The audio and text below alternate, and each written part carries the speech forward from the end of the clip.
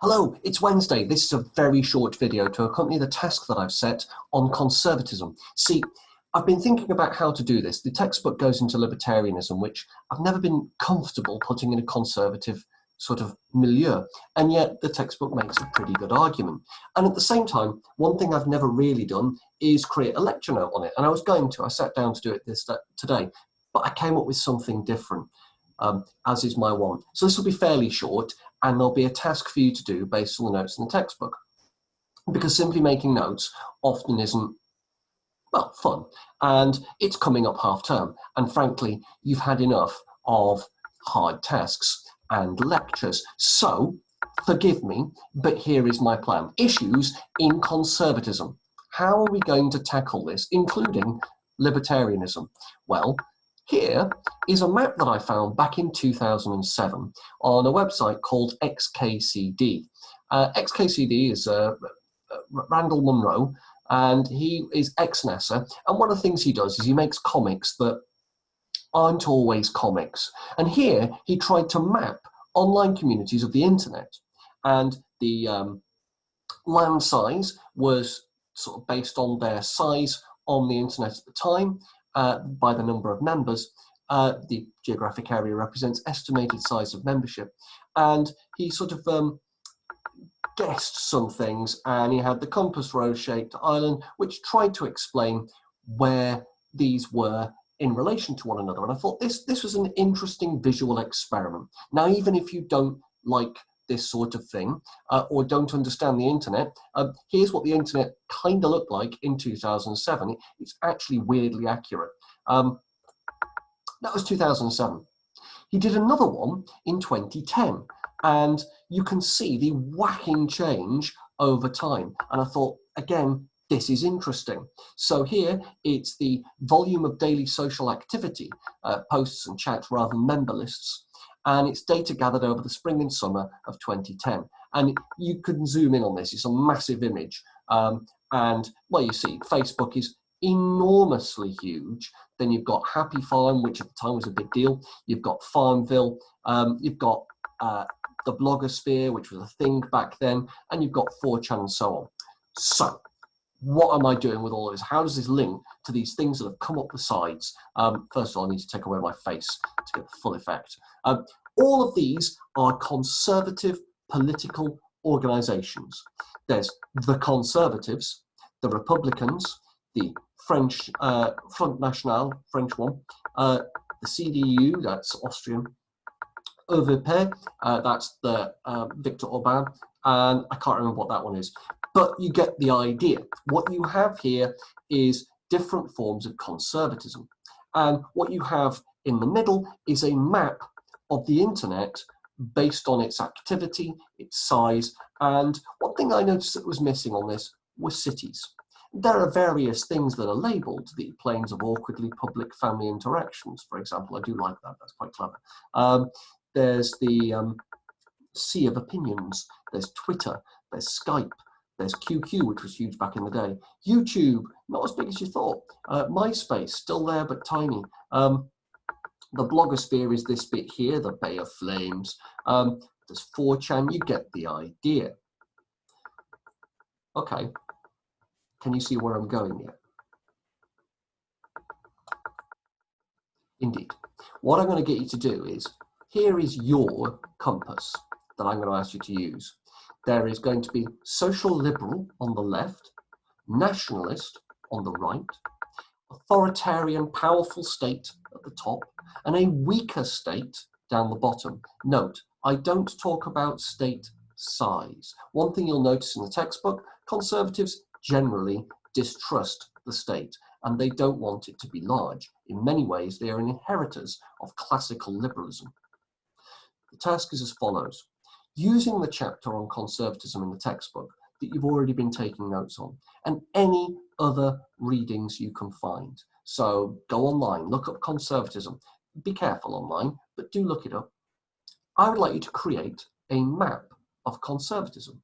This can be as large or as small as you wish, provided it has space for the following things. I'd like you to include One Nation conservatives. The textbook makes a distinction between two different types, so I've referred to them as Disraelian and Bismarckian, they're the early form. Churchillian, the book refers to Macmillan, and the anti-Thatcherites of the modern era. That might include a whole host of current UK conservatives. I'd also like you to include the nationalist authoritarian right. Now, obviously, that landmass will be relatively small because its influence within the thought isn't terribly big, but its influence in the real world is quite large. I'd also like you to include the new right and neoliberalism. That includes classical liberalism, neoclassical economics, populism, that will be the modern Conservative Party, right-wing nationalism, and neoconservatism. That is Thatcherism, but on an international level. I'd like you to include, if you can, the religious right. I put that in inverted commas quite deliberately. They sometimes refer to themselves as the moral majority in the United States. They do have an adherence and a following in this country. It was they who organised the, or an offshoot of them, I should say, who organised the protests against lockdown. Remember, I am a free, I am not man, but a number. People's parties, that's like populism, but taken to the next level. Libertarians, the textbook makes a good case for including these, and I have included neoliberalism, so perhaps this is where it lives.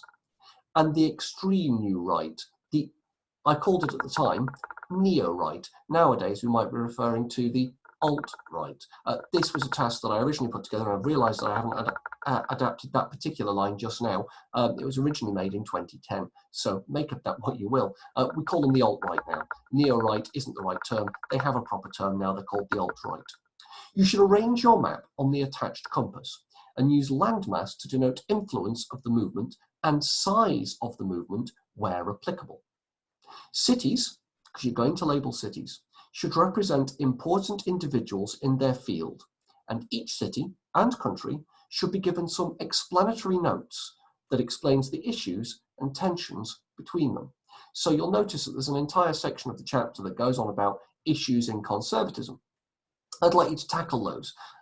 Maybe you put it between, maybe when you're writing up your notes, these are the wars and conflicts and trade declarations had between the different nations of conservatism.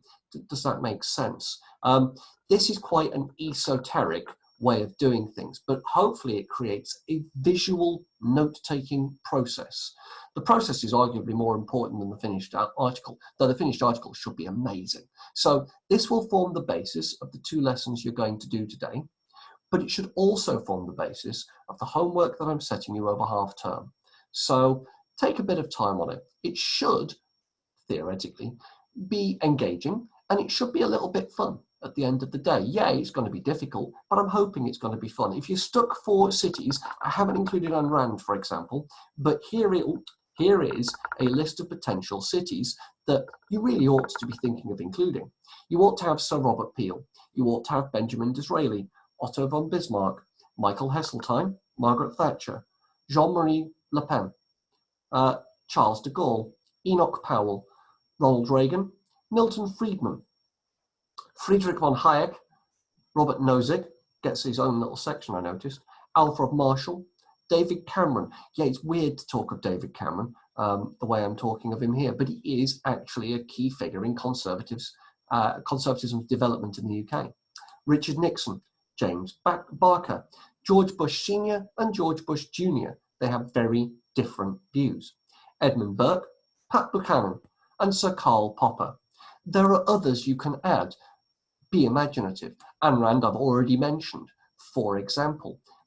There are others. Would you add a Donald Trump? If so, where? How? In what nation? Is he in a nation that isn't the same as him? Do you see what I mean? You can really play with this if you wish. I'm hoping it's an interesting task that engages your imagination, because ultimately that's what politics has to do. It has to engage your imagination. And as we're engaged in a study of ideologies, a study of the ideas of ideas, it therefore follows that we do it in an ideological fashion. We study it in an idealistic and ideological way, and making a map and putting things physically in different locations, I think is the most fun way of doing it. Plus, it's the sort of thing that when it is finished, you can hang on your wall and revise from. And it's not a mind map, it's an actual map.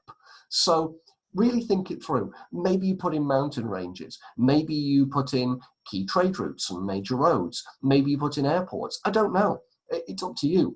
Maybe it becomes a city map and the land masses are that way. Or maybe it's a world map and the sea are the bits between them where there is no political thought in that particular area. Do you see what I mean? So any questions, any queries, any comments, do get in contact through the comments section on Show My Homework. I'll get back to you as soon as I can. But I'm hoping that this is one of those things that is just a little bit different and not too terrifying and threatening.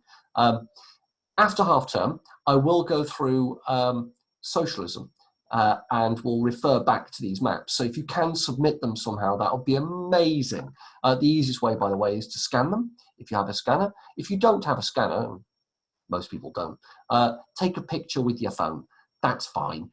Make sure it's high quality and I can zoom in and out of it. And yeah, keep them safe. And I look forward to your submissions. So make sure you've got some cake. Don't do this task without something sweet and nice to eat midway through or as you're doing it. Get some munchies. If you're already eating too much, then get some healthy munchies. Vegetable straws. It's got to be done. But get something to eat while you're doing this. This is a double lesson. And we always break for cake. And so you should break for cake. I will be breaking for cake. Again, I look forward to your submissions. I'm getting overly excited. I will stop now. Have a lovely day. Enjoy the task. Do get in touch and stay safe. Thank you very much.